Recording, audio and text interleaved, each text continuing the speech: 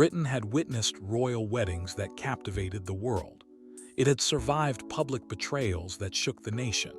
It had endured family departures that broke hearts and mourned the death of a beloved sovereign who had reigned for 7 decades. But nothing, absolutely nothing, prepared the country for the words King Charles was about to deliver. With Camilla only rooms away and senior members of the family watching in stunned silence, the monarch announced a decision that would tear through the palace like a blade.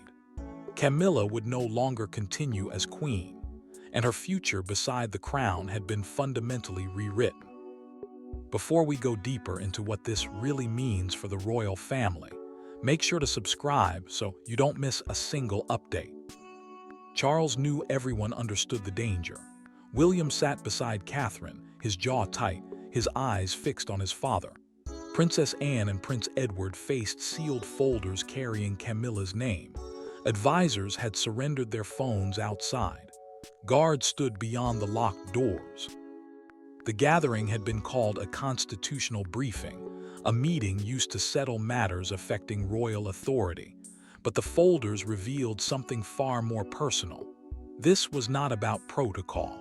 This was a family reckoning. The king lifted the declaration. His fingers trembled. He announced that his wife would cease carrying out the duties and privileges attached to being queen. She would no longer appear as the monarchy's leading female figure, and she would live in a reduced private role for the rest of his reign. William watched his father struggle through every sentence.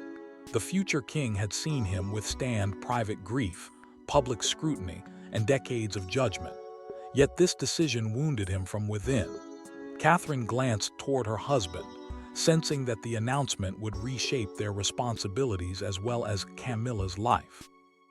Anne remained still, but she noticed another page beneath her brother's hand. He kept it hidden.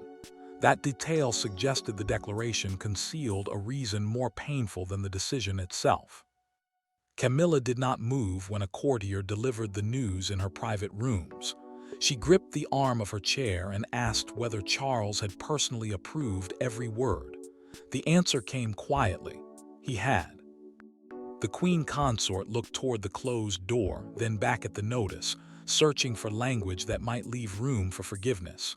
None existed. The order was permanent.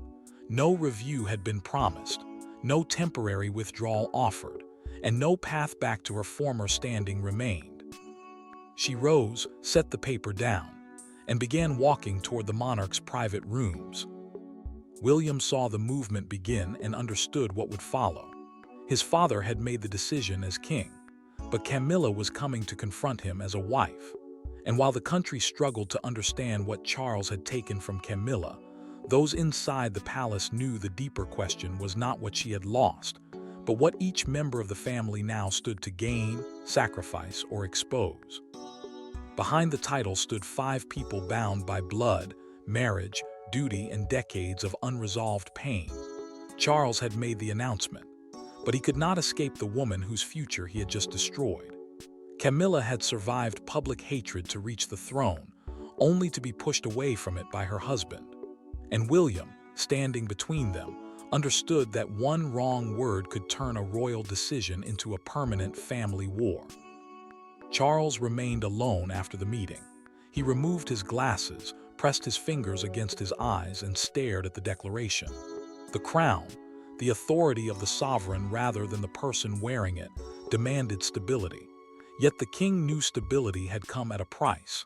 He had defended Camilla through scandal and rejection. Now he had become the one person who could take everything away. She had once been the outsider, waiting beyond palace doors. Becoming queen had represented survival, acceptance, and victory after years of humiliation. Losing that place did not feel like a change of duty. It felt like abandonment. Camilla refused offers of help inside her apartment. She sat beside the folders and told her aide that she would speak only to Charles. The queen consort had trusted his protection when anger was fiercest, and she could not understand why it had failed. Now outside the room, William stopped with his hand raised toward the door. He carried old wounds connected to her place, yet hearing her voice break left the prince caught between resentment and pity. He lowered his hand without knocking.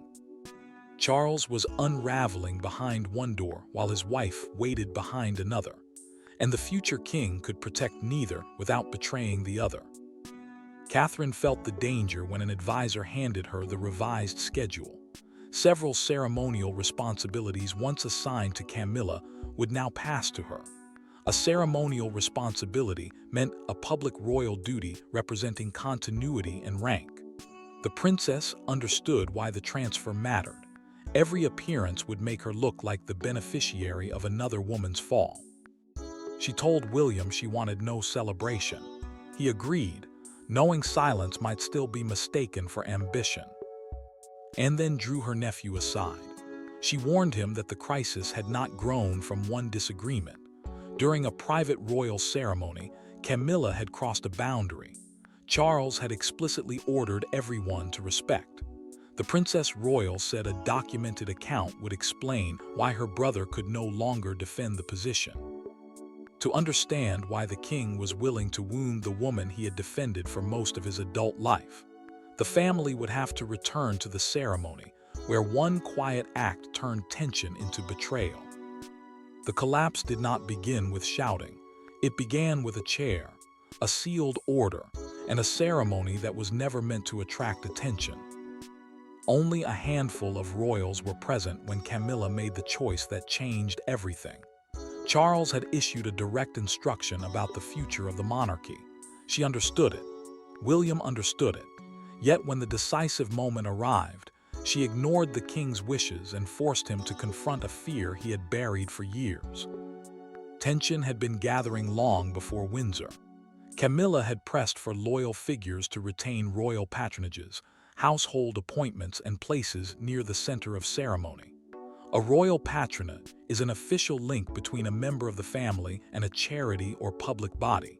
Ceremonial precedence decides who stands, enters, or sits before whom. Charles feared that rival households were beginning to blur authority just as William and Catherine were moving closer to the throne. The king needed one line of command. His wife feared that clarity would make her disappear. Camilla made that fear visible during a closed investiture planning ceremony at Windsor Castle. An investiture is a formal event where the monarch or another senior royal presents honors. Charles had left a sealed written instruction reserving the central chair for Catherine. Yet the queen consort took it before the meeting began and refused an aide's request to move. Catherine stopped in the doorway. She said nothing. Camilla kept both hands on the chair's arms, forcing everyone to understand the challenge without a single raised voice. William entered later, saw his wife standing aside, and felt anger rise through him. The prince believed the act was designed to diminish her future role, but Catherine's silence warned him not to turn insult into war. Charles confronted Camilla privately after the ceremony. He asked why she had ignored him, and she answered in a recorded palace account that she would not become invisible because the next generation was impatient. The king heard more than defiance. He heard a warning that his marriage and succession were now pulling in opposite directions. And deepened that fear when she handed her brother a documented folder showing earlier instructions altered, delayed, or reinterpreted by members of Camilla's household. The Princess Royal then pointed to the replaced seating cards. Someone had prepared the challenge before anyone entered. Charles summoned Camilla to his study without advisors. He placed the altered seating plan between them and waited for the door to close. The chair at Windsor had exposed the struggle, but it was inside the king's locked study, far from courtiers and cameras, that marriage, power, and the future of the crown finally collided. Charles did not raise his voice when Camilla entered the study. That made the moment more frightening. The altered seating plan lay on the desk between them, its crossed-out names carrying the weight of an accusation neither could soften. She expected anger. What she saw instead was grief. Then the king asked the question that stripped away every title, every defense, and every carefully protected memory. Had she ever truly intended to respect the future he was trying to build? Charles wanted one answer. Had the Windsor change been a misunderstanding, an act of defiance, or part of a wider effort to preserve Camilla's influence? The king had defended her through scandal, hostility, and years of danger. She entered believing that history still protected her. He entered knowing love could no longer settle what duty had placed before them. Charles slid the seating plan across the desk and asked whether she had authorized Catherine's name to be removed.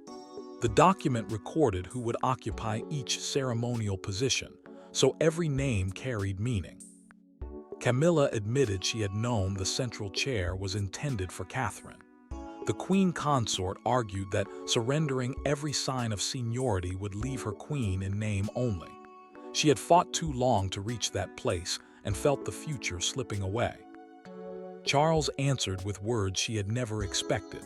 The throne, he said, had never been created to prove their love.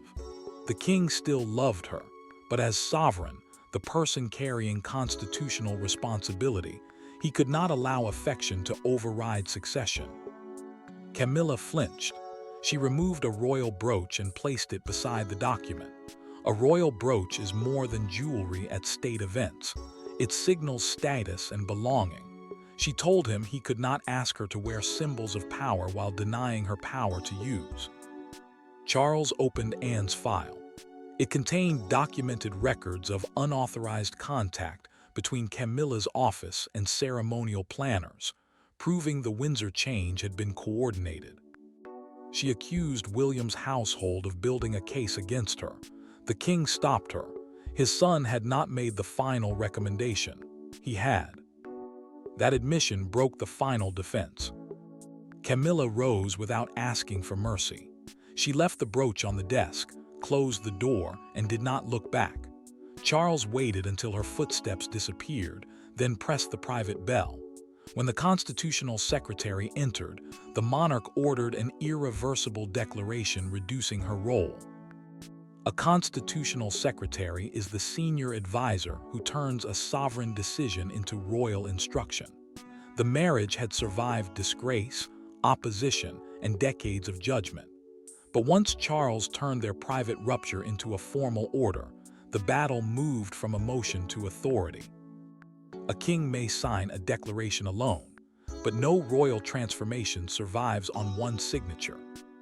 Behind Charles's announcement stood a quiet alliance of people who had reached the same conclusion for very different reasons. William wanted stability. Anne wanted discipline. Catherine wanted protection from a conflict she had never asked to inherit. Yet when they gathered around the long table, each understood that reducing Camilla's role would change not only her future, but theirs. Charles took his place without ceremony. The constitutional secretary explained that Camilla's legal marriage could not be erased, but her public functions, household authority, ceremonial presentation, and access to royal privileges could be restructured. William, Anne, Edward, and Catherine had been summoned because they would absorb the duties, public pressure, and private resentment created by the change. The king knew the decision would not remain confined to one household. It would redraw the balance of the family. Catherine opened the proposed schedule and went still. Her name appeared beside ceremonies Camilla had expected to lead.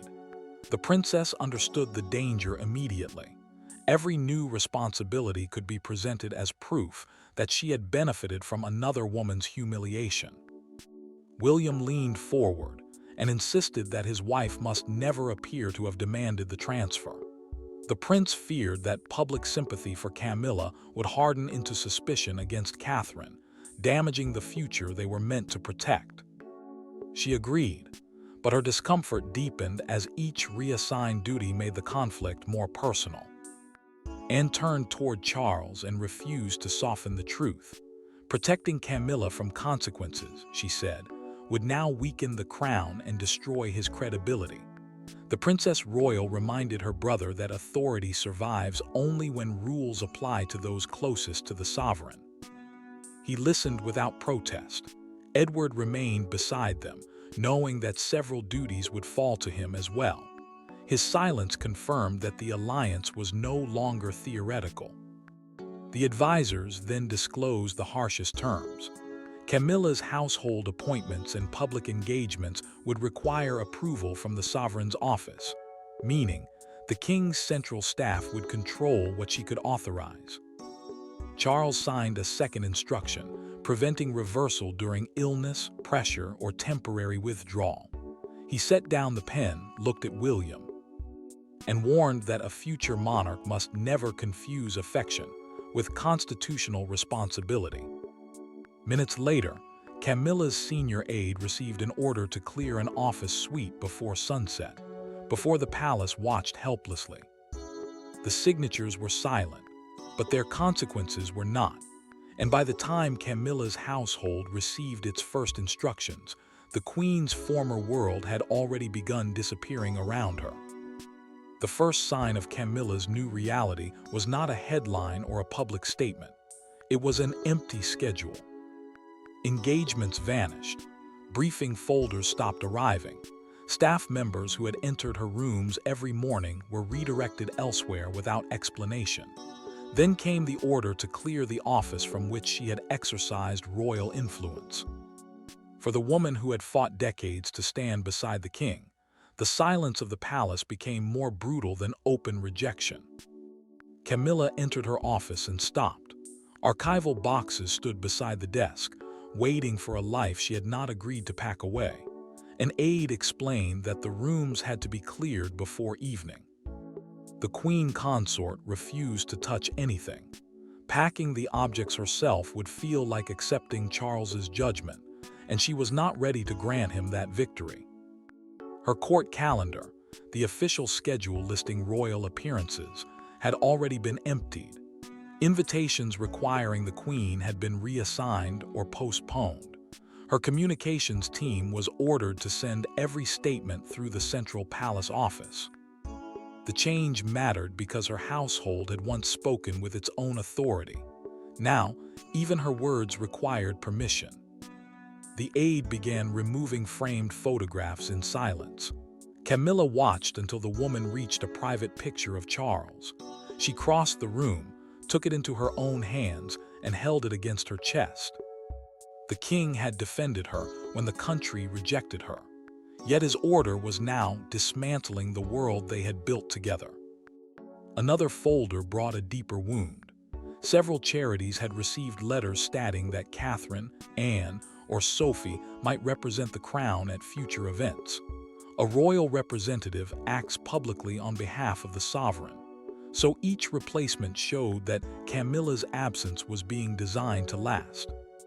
Camilla turned another page and discovered the next major state ceremony had already been changed. She would no longer enter beside Charles. A state ceremony is a formal national occasion where position and order display royal rank. The loss was not private anymore. It would be made visible before the nation. The humiliation was complete, yet her anger had begun to harden. Charles passed the half-cleared office without entering. Camilla saw his shadow beneath the door and realized he had paused. For 1 second, she expected the handle to move. It did not. That night, he sent no advisor and no formal message. Only a handwritten note asking her to meet him in the small garden room at dawn. By sunset, royal authority had stripped away the structures surrounding Camilla. But at dawn, Charles would face her without documents, advisors, or the protection of the crown between them. At dawn, there were no uniforms outside the garden room, no secretaries arranging papers, no family members waiting to intervene. Charles arrived first. Camilla entered minutes later, carrying the photograph she had removed from her office. For the first time since the announcement, they were not king and queen, sovereign and consort, or rival centers of influence.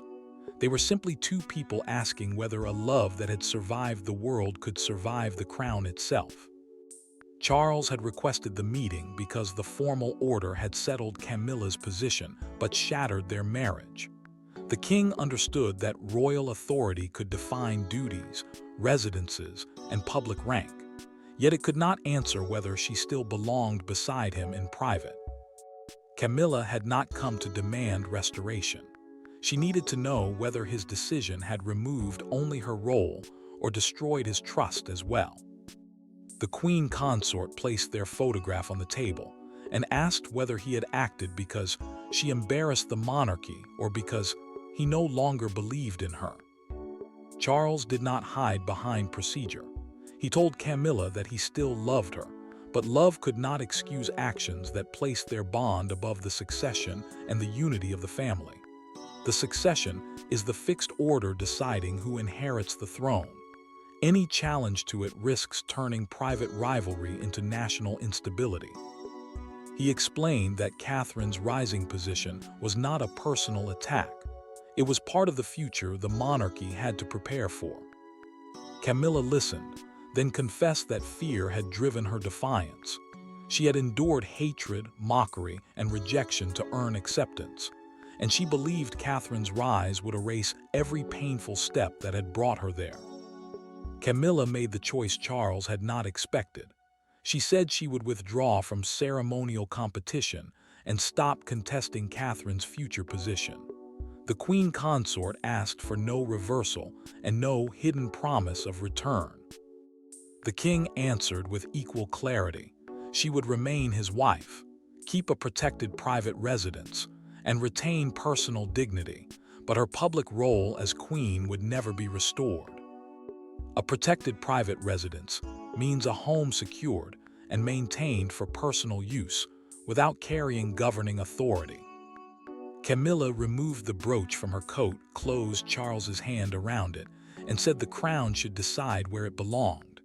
Neither smiled, but neither walked away, preserving what power had almost destroyed.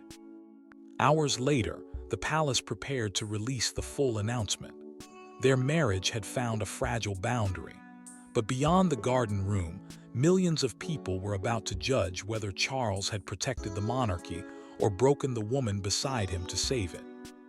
By breakfast, the announcement was no longer confined to palace walls. It dominated television screens, train stations, radio bulletins, and every newspaper stand in Britain. Some called it an act of royal discipline. Others saw a husband sacrificing his wife to protect an institution. Yet one image captured the national mood more powerfully than any debate. Hundreds of people standing outside Buckingham Palace in complete silence as the flag moved above a household transformed overnight. Charles watched the first bulletin alone. Broadcasters had interrupted scheduled programming to explain that Camilla remained his wife, but would no longer function publicly or ceremonially as queen. A ceremonial role is a public duty through which a royal represents rank, continuity, and the crown at national occasions. Commentators split almost immediately. Some argued that the decision proved the monarchy could hold its own members accountable. Others said the king had exposed a family conflict too painful to contain. When one presenter called Camilla the greatest personal sacrifice of his reign, he switched off the television. Britain answered with shock. A major newspaper printed an empty ceremonial chair beneath the headline, "The Queen Who Stepped Away," turning absence into the defining image of the crisis. Outside Buckingham Palace, rain fell over a silent crowd. One woman placed a small bouquet beside the gates. Another said quietly that no crown was worth losing a family. Their words traveled through live broadcasts, deepening the question Charles could not escape. Had he protected the institution or wounded his marriage beyond repair? Camilla heard supporters defend her endurance and protesters question her ambition. The queen consort refused every request for a statement, honoring the promise she had made to Charles at dawn. Her silence mattered, because one angry response could turn private surrender into open rebellion. Yet remaining silent also meant allowing strangers to define her legacy while she could not defend it. Catherine felt the pressure when her first reassigned appearance was announced. The princess would represent the crown at a national charity service previously intended for Camilla, confirming that the transfer of responsibility had already begun. William immediately instructed his team not to celebrate, brief against anyone, or treat the change as victory. The prince insisted that the monarchy must project steadiness, not triumph, because Catherine's rise could not appear built upon another woman's humiliation. Charles prepared for the family's first public appearance under the new order, knowing every step would be judged before a watching nation. Public judgment had reached every palace window, but only the family's first appearance under the new order could reveal what Charles's announcement truly meant, and whether the monarchy had survived the wound it inflicted upon itself. The final verdict did not arrive through another declaration. It arrived when the royal family stepped forward under the new order, and everyone could see who stood where. Charles appeared as sovereign. William and Catherine stood prepared for the future. Anne remained the guardian of duty, and Camilla, absent from the ceremonial center, became the living proof that even the deepest royal love could not outrank the survival of the crown. Charles paused before leaving his private rooms. The empty place beside him carried the weight of everything the announcement had changed. He steadied himself against a table, refused to delay the service, and walked forward alone in the sovereign's position. The silence around him felt merciless. A state service is a formal national ceremony where royal order shows authority and continuity. Catherine followed farther down the procession as the principal female royal, accepting a role she had never sought through another woman's fall. William remained beside her, and the prince understood that their greater responsibility had arrived through pain rather than triumph. Camilla watched privately without ceremonial insignia. Ceremonial insignia are the jewels, badges, and symbols that publicly display royal rank. She remained composed when Catherine took the place she had once occupied. Though the queen consort felt the finality of that moment, her life with Charles would continue as a marriage, not a shared reign. She grieved, but she no longer fought the succession or treated the future king and his wife as rivals. Anne stood near Charles after the service. The princess royal said nothing, yet her presence reminded her brother that he had chosen duty at a price public approval could never repay. The king had restored clarity to the monarchy, but he had also altered the trust within his marriage forever. Titles, the family now understood, remained conditional whenever personal ambition threatened continuity. Charles returned to the private apartments where Camilla waited. No officials entered. No restoration was discussed. The monarch sat beside her and she took his hand. Camilla had not ceased to matter. Her history had not been erased. She had simply lost the royal future she fought to secure because he chose the crown's survival over protecting her position. Their love endured, but her reign was over. And so the announcement that stunned Britain reached its final meaning, not the destruction of a marriage, but the end of a shared royal destiny. Leaving Charles with his crown, Camilla with her dignity, and the monarchy permanently changed by the choice that separated love from power. Thanks for watching. Please don't forget to like and subscribe, and we will see you in the next one.